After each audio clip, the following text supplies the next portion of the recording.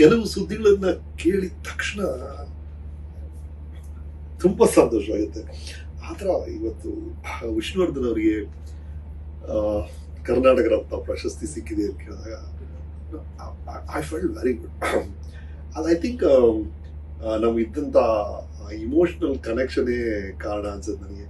ಅಂದರೆ ಅದು ಏನಕ್ಕೆ ಇರ್ಬೋದು ಒಂದು ಯೋಚನೆ ಮಾಡಿದ್ರೆ ಎಂಥ ಕ್ಷಣಗಳ್ರಿ. ಅಂದರೆ ಮೊದಲು ಆ ಪರದೆ ಮೇಲೆ ನಾವು ನೋಡಿದಂಥ ಆ ಚಿತ್ರಗಳು, ಮೇಷ್ಟ್ರೇ ಅಂತ ಅವ್ರು ಕೂಗಿದ್ದು ನಾಗರಾವು, ಅದಾದ್ಮೇಲೆ ಕಳ್ಳ ಕುಳ್ಳ, ಸಿಂಗಪುಲ್ ರಾಜ ಕುಳ್ಳ ಅಂತೆ, ಅಲ್ಲಿ ಸುಪ್ರಭಾತ ಅಂತೆ, ಬಂಧನ ಅಂತೆ, ಮುತ್ತಿನ ಹಾರ ಅಂತೆ, ಅವ್ರು ಮಾಡಿದಂಥ ಅದ್ಭುತವಾದಂಥ ಚಿತ್ರಗಳು ಒಂದು ಕಡೆ.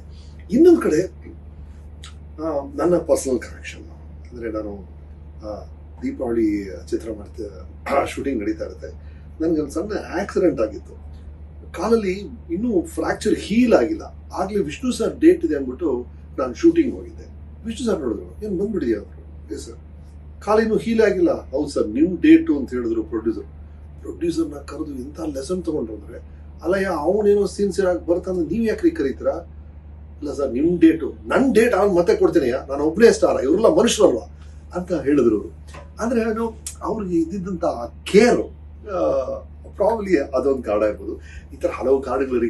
ರಾಮಶಂಭ ಬಾಮ್ಮ ನಾನು ಡೈರೆಕ್ಟ್ ಮಾಡೋಕ್ಕೆ ಮುಂಚೆನೇ ನೀನು ಡೈರೆಕ್ಟ್ ಮಾಡಿಬಿಡು ನನ್ನ ಚಿತ್ರನ ಅಂತ ವಿಷ್ಣು ಸರ್ ಹೇಳಿದರು. ಕೆಲವು ಕಾರಣಗಳಿಂದ ಅದು ಆಗಲಿಲ್ಲ. ಆ ಥರ ಪರ್ಸ್ನಲ್ ಕನೆಕ್ಷನ್ ಇರ್ಬೋದು. ಅವ್ರ ಮನೆಗೆ ಬರೆಯ ಅಂದ ತಕ್ಷಣ ನಾನು ಹೋಗ್ಬಿಡ್ತಿದ್ದೆ.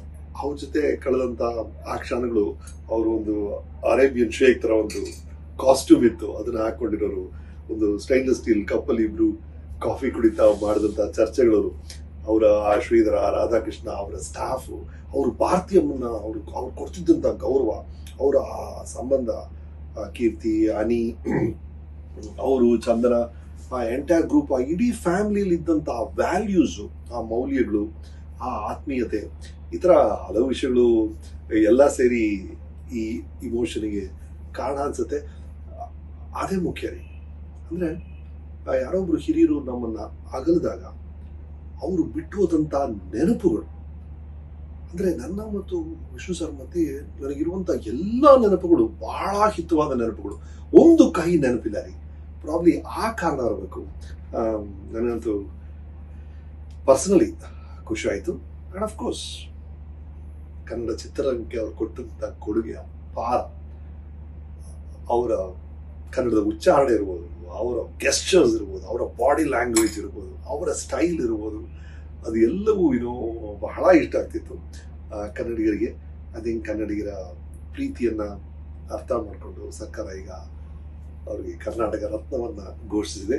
I think that's a very beautiful thing. ಅದೇ ಸಮಯದಲ್ಲಿ ಸರೋಜಾದೇವಿ ಅವ್ರಿಗೂ ಈ ಅವಾರ್ಡ್ ಸಿಕ್ಕಿರೋದು ಬಹಳ ಹೆಮ್ಮೆಯ ವಿಷಯ.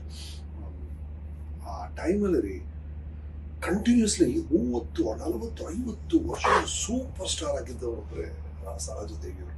ಹಾಗಾಗಿ ಅವ್ರಿಗೂ ಈ ಗೌರವ ಸಿಕ್ಕಿರೋದು ಬಹಳ ಖುಷಿ ಪಟ್ಟಿದೆ.